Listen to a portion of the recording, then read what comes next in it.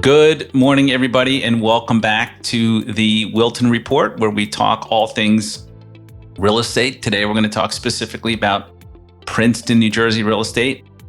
And the topic today is, are we in a buyer's market or are we in a seller's market? Or what the heck is going on in the market? Because there's obviously, real estate is such an amazingly brisk topic. It's always in the media, good, bad, and different, up, down. It's like the commodities markets, right? Everyone has lives in a home, whether they rent it or they own it or they're aspiring to own it. So it's a very emotional, personal topic. Today, we're going to kind of break down to a little bit of a micro level detail of what's happening in the Princeton market. So if you're selling, you have some insight. If you're buying, I'd say this is probably geared towards you more perhaps than a seller, but we're going to really get into some micro level detail on the market.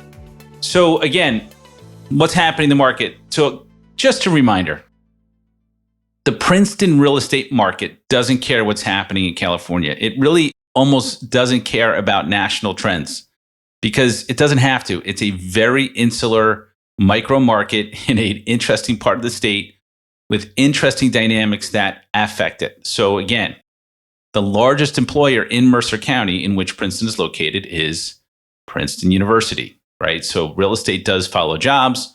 Real estate follows transportation. Princeton is well-versed in both access to the New York job market, Philadelphia job market, Princeton University, huge amount of pharma in the market area. So, Princeton is well-versed for that. So real estate is local. National trends matter, but not if you want to make decisions locally. You need local data. And that's really what we're going to do today on today's broadcast. And just a friendly reminder, the market does not care. So what do I mean by that? Don't come into this market thinking you can outsmart the market. The market's the market. The numbers are the numbers. And we're going to get into that today. So opinions don't matter. Emotion doesn't matter. It doesn't matter what you think your house is worth. It doesn't matter what you think the house you want to buy is worth. It matters what the market says it's worth. So just a reminder, keep your opinions where they belong, in the drawer, and let's focus on the data. So this is a broadcast headline from Bright MLS. So as we log as realtors into Bright MLS, which is our local MLS, where we look at inventory, trends, data, et cetera, where I got a lot of the data for today, this is the inventory rises across all markets. That's the headline. So Bright Insights July 2022, the Mid-Atlantic, which we're in, is seeing slower activity as rising mortgage rates and high inflation have caused buyers to pull back. That's the opening headline on the MLS that realtors log into. So that in and of itself is indicative of a slowing market, which, the market is normalizing. I wouldn't call it slowing. It's different than a 2.5%, 3% interest rate environment. It's a still historically low interest rate environment for those of you who've been around the block. But that's the opening headline for realtors as they log in. So if you're a Princeton realtor, you log in, you're like, oh, well, the market must be shifting, et cetera, et cetera, et cetera. Well, is it? I guess that's the question. So let's take a look at the inventory trends in Princeton through July. Obviously, August is not over yet. So last year through July 2021, 320 homes were listed in Princeton. This year, 257. That is a precipitous drop in available market, meaning the number of homes that came to the market is down precipitously. So there's just that many fewer homes for buyers to buy in Princeton. Last year, the market sold 209 homes. This year, 181. Why? Because the inventory's down. There's not enough homes to go around. So that is a big tracker that if you're looking to buy in Princeton and you're thinking you're going to come in and game the market, you have to keep track of the inventory patterns. Year over year, inventory is still down. It's really year over year over year, but through 2021 to 2022, inventory is down. So, as supply goes down, prices go up. And that is a basic economic law. It is still true in Princeton. I don't think we're going to continue to see the rate of appreciation that we saw, but prices are holding steady, obviously, because of the scarcity of inventory. So this is the current active inventory as of this morning. Last year, there was 103 homes for sale in Princeton. This morning, there's 78. It's almost a 25% decline in just standing inventory. So if you're coming into the supermarket and there's a 25% decline in product that you're going to buy, you're going to feel it. Like there's less produce and there's less cereal and there's less this. That's what's happening. There's less stuff on the shelves in Princeton. And don't forget, not only is there less, but you have to bake in the fact that we've had rather incredible appreciation the past several years. So there's less at affordable price points, which we'll get into a little bit today. So, inventory and standing inventory as of this morning, August 12th, I believe, is down 25%, rather significant. So now we're going to nerd out a little bit. We're going to talk about absorption rate. So what is absorption rate? So for those of you listening on Spotify or Google, I'm just going to read this to you. And for those of you that are following along on YouTube, read it yourself. Absorption rate is an indicator of how quickly homes are being moved off the market. It's an indicator of pace of sales. And it's also an indicator, is it a buyer's market or a seller's market? So we're going to look at the absorption rate by product, by price point in Princeton, and we're going to kind of give you a really, really micro level view of what's happening in the market. And again, it's not a be all end all, right? But it is a very good indicator of overall market trends in Princeton. So what is an absorption rate number? Okay, it's the number of active listings divided by the number of pending sales in the last 30 days, right? So if that number is above 6, that number is a buyer's market. If it's below 6, that number is a seller's market, and it's months. How many months would it take to sell the available inventory? So again, if you go below 6 months, it's a buyer's market. If you go above 6 months, if you go below 6 months, it's a seller's market. If you go above 6 months, it's a buyer's market. So that 6 number, kind of keep it in mind as we go through the data, because it's an important number to benchmark how you're going to buy a house and what your strategy is. So this is how you calculate it. Number of active listings divided by the number of pending sales gives you that absorption rate number. Very simple calculation. It gives you a snapshot in time.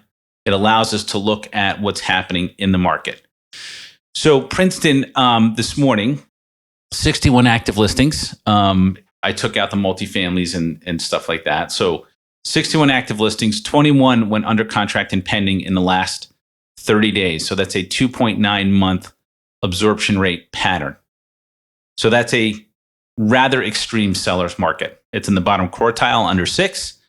That indicates appreciation, though I think we're to an extent done with appreciation for a little while. Not that you're going to be in bidding wars, for sure.